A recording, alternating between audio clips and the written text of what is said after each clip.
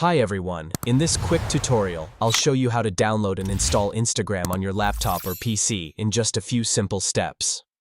First, open any web browser on your laptop PC. In the search bar, type Instagram and press enter. Click on the first result, which should be www.instagram.com. This will open Instagram on your browser. Once you're on the Instagram website, click on the three vertical dots in the top right corner of Chrome. Now, scroll down to the section called Cast, Save, and Share. Here, you'll see the option Install Instagram. Click on it, and then press Install to confirm. Instagram will now be installed as its own standalone application.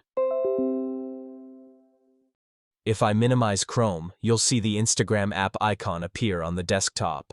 That's it. Instagram is now installed, and you'll see it on your desktop or home screen.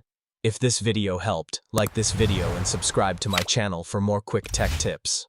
See you in the next video.